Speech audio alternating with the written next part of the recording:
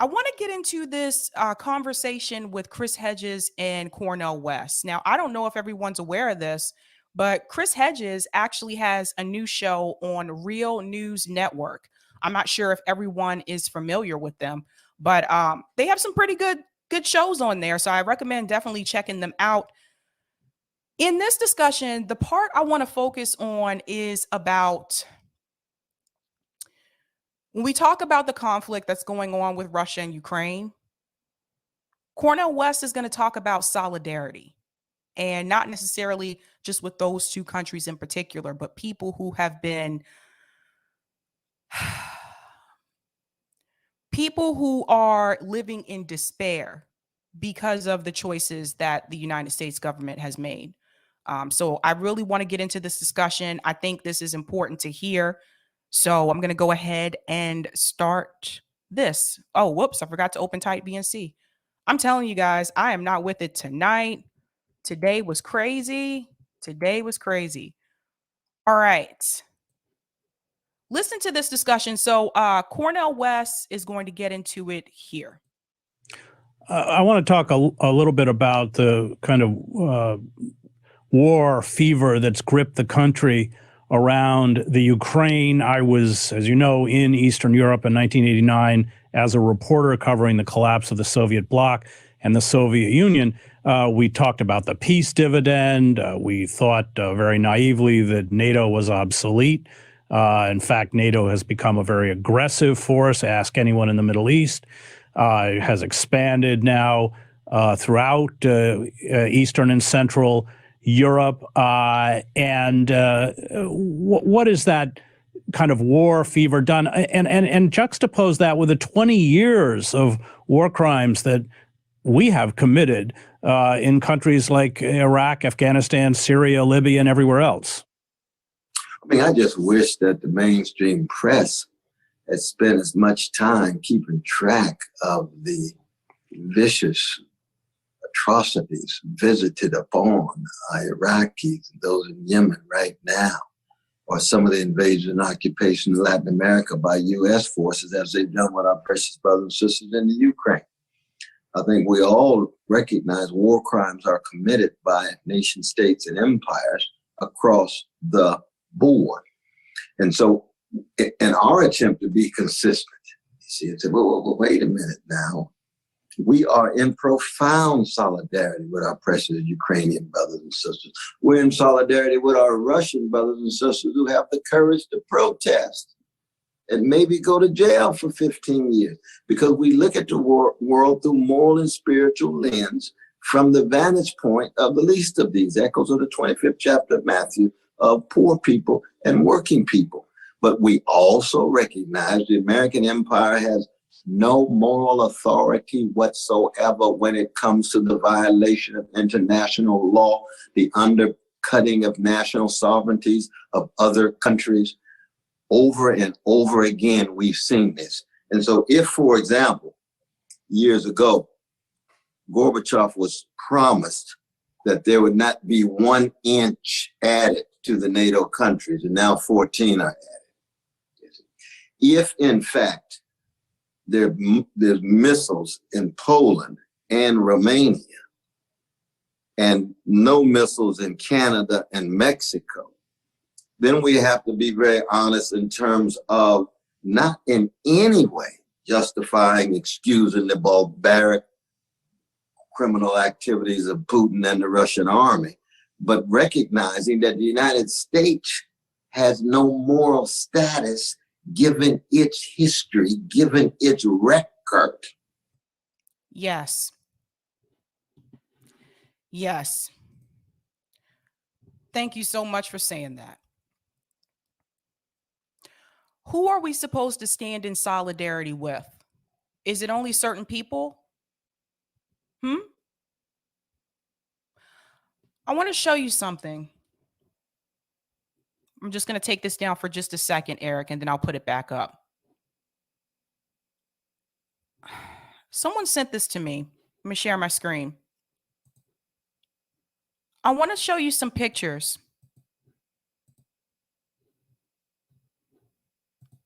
Look at this. 377,000 people have died as a result of the ongoing war in Yemen, but I don't see many Yemen flags being used. Look at this guy. You see what he has to live with? You see what he has to deal with? He is literally sitting in rubble right now. Why isn't mainstream media talking about this? Where is the push for us to stand in solidarity with him? When Dr. West talks about moral authority, we really don't have any. He's right.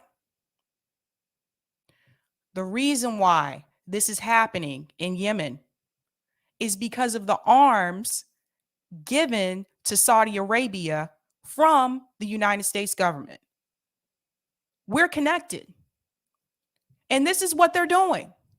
Do you see what they're doing to people? Imagine if you had to live in this. This is horrible. No one deserves that. No one. I recommend that you follow this gentleman, James Melville, on Twitter if you want to see more of this. Here are some of the responses. Listen to this. A or E said they're not white people. See what I mean? Where's the solidarity for this? Where's the flags? Somebody tell me. Where? Where's the Academy Awards to tell you to stand with this gentleman? Where are they now? They're silent. They don't talk about this. You ever notice that? Mainstream media is not talking about this. They don't even want you to know about it. Where's that same solidarity? Where's Ashton Kutcher? Where's Leonardo DiCaprio? Where are they in reference to Yemen? Are they raising money for people like him? No. No. Where's Sean Penn? Where's his frustration? Where are you, Sean? You had so much to say. Come on. This is how propaganda works. Do you know that some people that I've spoken to don't even know this is happening right now? They don't even know about it. First thing people say to me is, "What? I can't believe that's going on." One of the most powerful tools is mainstream media because they control what you can see and what you cannot see. Even on some of these platforms, I got to be careful how I talk about this right now. If they don't show it to you, how do you get to see it? How do you know about it? I remember listening to people tell me about how media, internet, all of those things are controlled when it comes to North Korea. They control what comes in and what the people see. We may not have such harsh restrictions in that sense when you're talking about North Korea, but we have mainstream media outlets that still control the narrative. And if you're not seeking out independent sources, you may never know the truth. This is why people who are investigative journalists, this is why they are so important. And for all the people attacking people at the gray zone, let's be real. How many of us would have known about what was going on in Syria with the OPCW report if it wasn't for Aaron Mate? How many?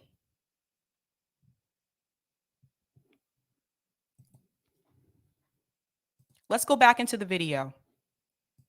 But he's 100% right here. Of doing similar things, and not a mumbling word of the mainstream press, not a mumbling word of one congressman or woman when you look at the situation of our precious Palestinian brothers and sisters in Gaza and the West Bank. How many was it in 50 days? Over 2,000 Palestinians killed, 550 babies. That's more in number than the Ukraine. A Palestinian baby has exactly the same moral status as a Ukrainian baby. Where are all the people who come to me and tell me we got to look out for the women and children now? Where are they in reference to Palestine? Quiet. Quiet. Or any other baby. Jewish baby. Precious. Palestinian baby. Precious. Sounds so simple, but we get in trouble by trying to be consistent, my brother. Well, you're no longer at Harvard because you have moral consistency. Thank you. Thank you so much for saying that. Let's talk about that. I've talked about that when that story broke, but let's touch on that for a second again. Why did Harvard University decide not to give Cornel West tenure? Because Cornel West came out in support of Palestine. Harvard is going to back Israel. This is why I tell you guys, having worked in the university system, a lot of people think these colleges are liberal, free thinking. They're actually, on the business side, they're actually pretty conservative. You'd be surprised. That's why Cornel West was not given tenure. And I don't blame him for leaving. He didn't take the right position according to Harvard University. So they tried to punish him, and they do this to faculty. They try to punish him by not giving him tenure, even though he met all of the requirements. Not the narrative that they wanted to hear. Well, I can tell you one thing, that if you are in profound solidarity with Palestinians struggling for decency and dignity and are explicit about it, then you are going to have to pay a cost. There's no doubt about that. That's true at Harvard, it's true at Yale, it's true at Chicago, it's true across the board. Yep. It's just the way things are configured these days, that there's certain issues that you can't really tell the full truth about yet. Told you. What I tell you. That's exactly how it works at some of these universities. I know firsthand experience. You got to back their narrative. One of the reasons I believe why the Democratic Party is pushing Shontel Brown so hard is because she backs Israel. That was actually on one of her campaign flyers, by the way. She supports Israel. That's what they want.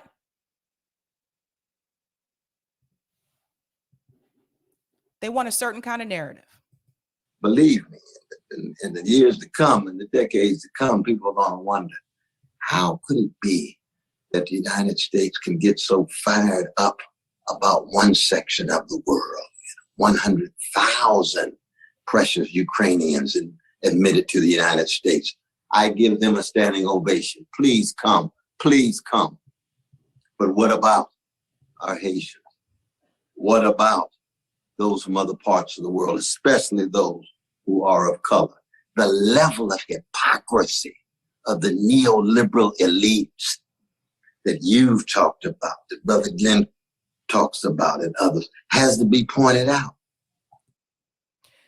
And this is why, if you remember, I did a story about this months ago when there were Haitian migrants at the border and how they were pushing them out. There were actually officers on horses trying to like round them up to get them away.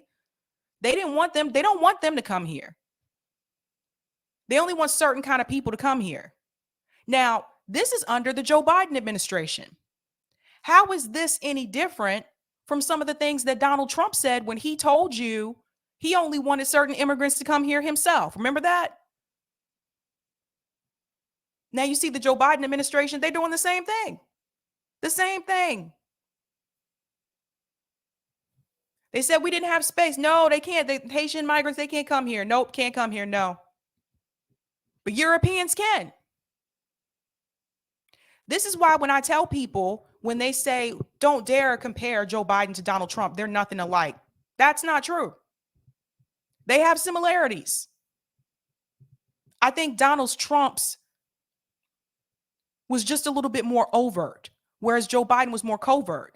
But even now, if you really pay attention, Joe Biden's been saying the quiet part out loud, especially with funding the police. He told you, we're going to fund the police. What's the excuse now?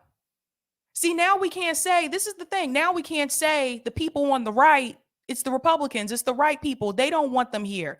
You have a Democratic House, a Democratic Senate, a Democrat president, and they're telling you the same rhetoric. They only want certain people here. They've showed you.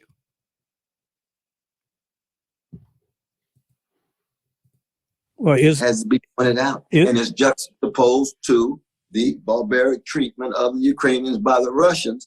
But the neoliberal elites have their own kind of vicious, barbaric treatment of those outside of the U.S. borders, and mass incarceration regimes, those inside the U.S. borders. Isn't it just a confirmation of the underlying racism that Ukrainians are somehow worthy victims and Palestinians or Yemenis are not? It's both racism, but it's also religion, because you remember in the Bosnian situation, you had Muslims. You had a lot of Muslims who looked like white folk. Right. And they were still not treated in the way that they ought, given their human dignity. And many of us were, as you know, fighting that and bringing power and pressure to bear. But you're right. Deep, deep racism on the one hand, and then the anti-Muslim perceptions and practices on the other have to be. And who else was anti-Muslim? Who created the Muslim ban? Remember that? That was Donald Trump. Same thing happening under the Biden administration. Same thing. But when Trump did it, they said, "Oh, he's a racist. He's a racist. He's a sexist. He's a misogynist." All these isms and ists. But Joe Biden can do the same thing, and it's okay because we have a Democrat. This is why I tell people these parties are not that different. Joe Biden's doing some of the same things Donald Trump did. Just want to remind people, kids are also still in cages at the border. Where's all those Democrats that were in tears when Trump was president? Where are those tears at now? The kids are still there.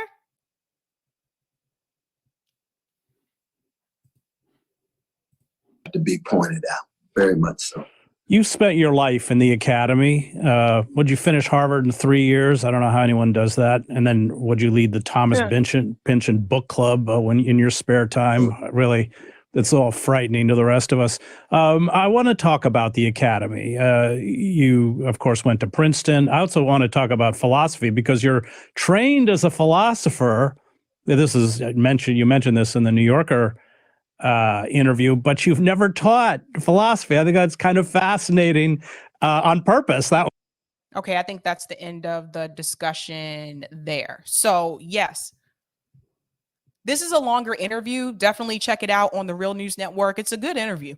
But I wanted to focus on that subject in particular, because even when I respond to people, especially on Twitter, God, and I tell people, should we stand aside? What about people in Palestine? What about people in Yemen? What about people in Somalia? They don't get it. They don't get it.